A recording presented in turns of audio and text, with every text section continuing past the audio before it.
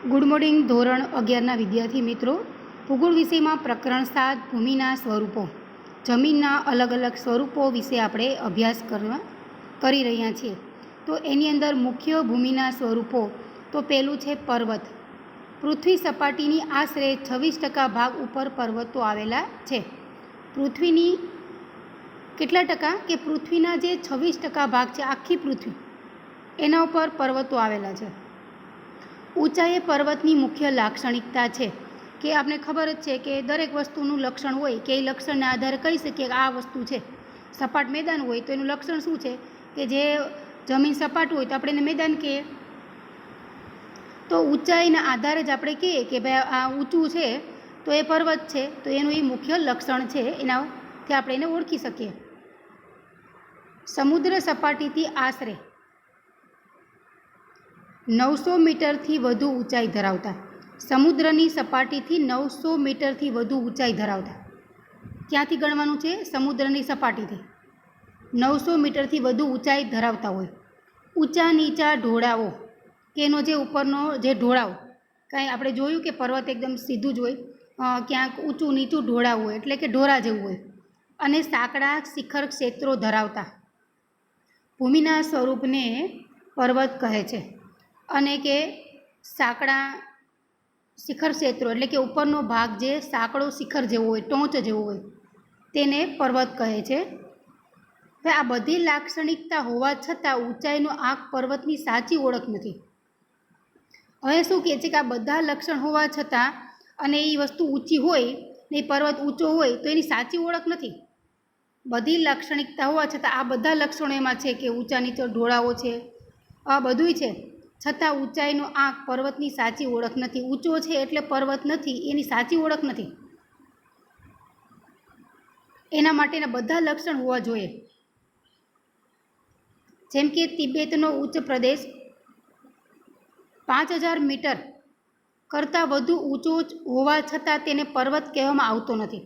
હવે તિબેટનો જે ઉચ્ચ પ્રદેશ છે એ 5000 મીટર ઊંચો હોવા છતાં એને પર્વત કહેવામાં આવતો નથી.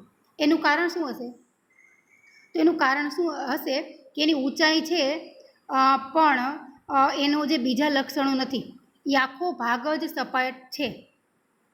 જે તિબેટથી આખો ઊંચાઈ ઉપર આવેલો છે, ત્યાં ઊંચા નીચા ઢોળાવ જેવું નથી, સપાટ મેદાન જેવું છે, કોઈ સાંકડો શિખર નથી, આવું બધું નથી. એટલે ખાલી માત્ર ઊંચું હોય એટલે પર્વત કહી શકાય નહીં. એમાં બીજા બધા આ બધા લક્ષણો પણ હોવા જોઈએ તો એને પર્વત કહી શકાય. તે માટે ભૂમિ સ્વરૂપની ઊંચાઈ, આકાર અને ઢોળાવ પણ ધ્યાનમાં લેવામાં આવે છે.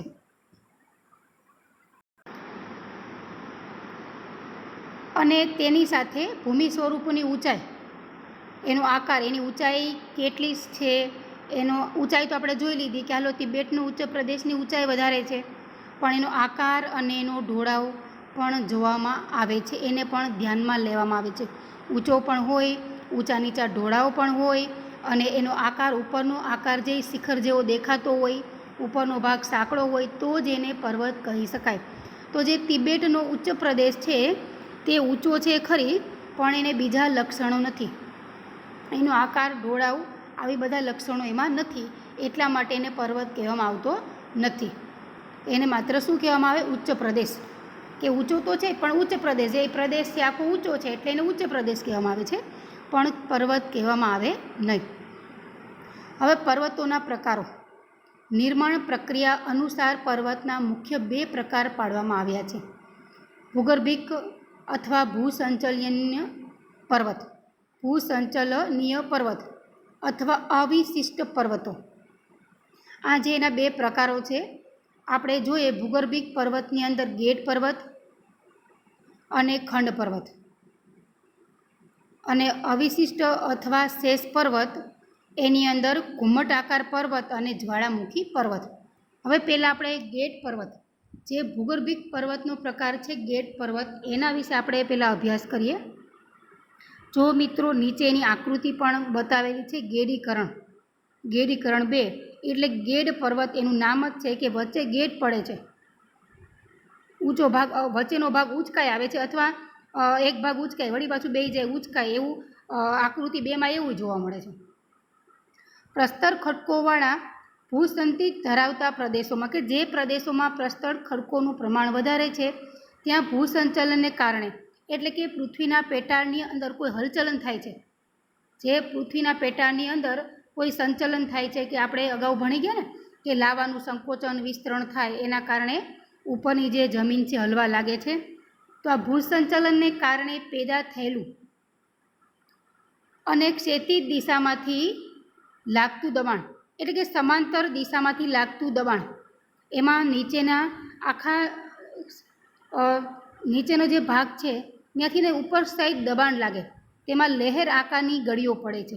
આપણે જોઈ શકીએ છીએ આવી લહેર આકારની ગળી, એટલે કે લહેર આકારની આવી ઘડી પડે છે.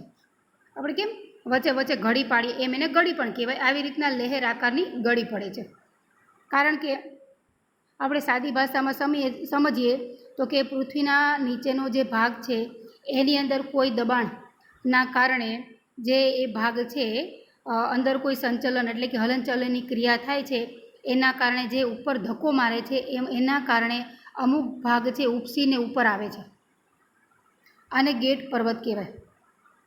અને તે દબાણ લાંબા સમય સુધી ચાલુ રહેતા, હવે આબુ દબાણ છે પૃથ્વીના પેટાળની અંદર દબાણ લાંબા સમય સુધી ચાલુ રહેતા અને ઉચકાવાની પ્રક્રિયા થતાં તેમાંથી કેટલાક ભાગ ગળી સ્વરૂપે ઊંચા ઉપસી આવે છે. તો એના કારણે કેટલાક ભાગ છે ગળી સ્વરૂપે ઊંચા ઉપસી આવે છે. કે આવી જે દબાણની જો અમુક ટાઈમ સુધી થોડીક વાર દબાણ થાય અને પાછું બંધ થઈ જાય તો કોઈ વાંધો ન આવે, પણ એ દબાણ લાંબા સમય સુધી નીચે પૃથ્વીના પેટાળની અંદર ચાલુ જ રહે તો એના કારણે શું થાય કે ઉપરનો ભાગ છે ઉપસી આવે કે ઊંચો થઈ જાય. તો આવા સ્વરૂપે આખો અમુક ભાગ વચ્ચેનો ઉપસી આવે, વળી પાછું સીધો ને સીધો રહીએ, અમુક ભાગ ઉપસી આવે તો આવી વચ્ચે વચ્ચે ગેડ પડે, તો તેને ગેટ પર્વત કહે છે. હવે ગેટ પર્વતો પ્રસ્તર ખડકોના બનેલા છે. તેમાં સાગરીય જીવાવશેષો અને અશ્મિઓ મળી આવે છે, જે સાબિત કરે છે કે ગેટ પર્વતોનો ઉદ્ભવ સમુદ્રમાંથી થયેલો છે. અહીંયા શું કહે છે કે જે પ્રસ્તર ખડકોનો આ ગેટ પર્વત છે પ્રસ્તર ખડકોનો બનેલો છે અને ગેટ પર્વતમાંથી જે સાગરની અંદર જે જીવો છે એના અવશેષો અને અશ્મિઓ મળી આવે છે. તો એવું કહી શકાય કે આ જે ગેટ પર્વતની રચના સમુદ્રમાંથી થઈ છે, કે સમુદ્રનો કોઈ ભાગ ઊંચો ઉપસી આવ્યો હશે અને એના કારણે આ ગેટ પર્વતની રચના થયેલી હશે.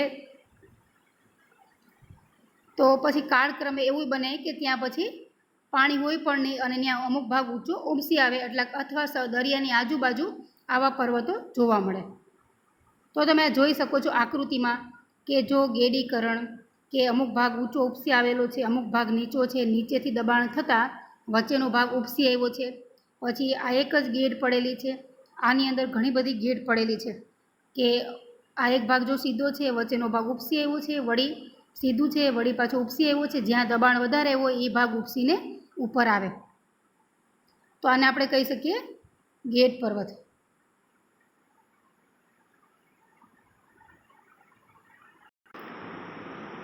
આજથી કરોડ વર્ષ પહેલાં નિર્માણ પામેલા ગેટ પર્વતોને જૂના પ્રાચીન ગેટ પર્વત કહે છે. કે આજથી કરોડો વર્ષ પહેલાં જે ગેટ પર્વતનું નિર્માણ થયેલું છે એને જૂના ગેટ પર્વતો અથવા પ્રાચીન ગેટ પર્વતો કહે છે. જેવા કે ઉત્તર અમેરિકાના પૂર્વ ભાગમાં આવેલા એપેલેસિયન, રશિયાનો યુરલ, યુકેનો એપિનાઇલ, ઇટાલીનો પિનાઇન, ચીનનો સિનલિગસાન તથા ભારતીય અરવલ્લી પર્વતમાળા. જે ભારતની અંદર આ ગેટ પર્વત ક્યાં જોવા મળે છે તો કે જે ભારતની અરવલ્લીની પર્વતમાળા છે ત્યાં ગેટ પ્રકારના પર્વતો છે. આજથી લગભગ 3 કરોડ વર્ષ પહેલાં બનેલા હિમાલય, એન્ટીઝ, રોકીઝ અને આલ્પ્સ નવા ગેટ પર્વતો છે.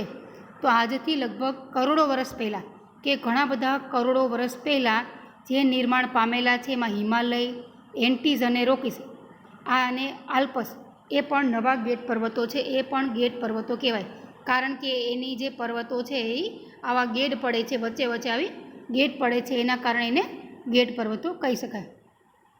હવે આપણે બીજો પ્રકાર જોઈએ ખંડ પર્વતો.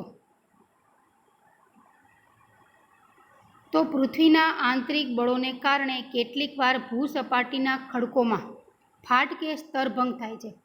કેટલીક વાર પૃથ્વીના પેટાળની આંતરિક ગરમીના કારણે કેટલીક વાર ભૂસપાટીના ખડકોમાં કે પૃથ્વીના પેટાળમાં જે ખડકો છે એમાં ફાટ કે સ્તરભંગ થાય છે.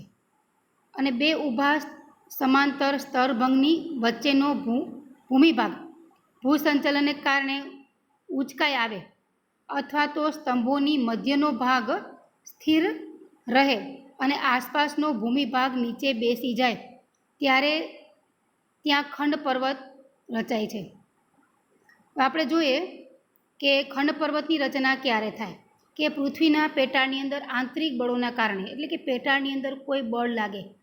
આપણે અગાઉ જોયું ને કે લાવા ગરમ થાય અને પૃથ્વીના પેટાળની અંદર સંકોચન વિસ્તરણની પ્રક્રિયા થાય. આ બધી વાત આપણે અગાઉ કરી ગયા છે. તો પૃથ્વીના પેટાળની અંદર કોઈ આંતરિક બળ લાગે એના કારણે ઘણીવાર વચ્ચેનો ભાગ ઊંચો ઉપસી આવે અને આજુબાજુનો ભાગ નીચે બેસી જાય. તો એના કારણે ખંડ પર્વતની રચના થાય છે.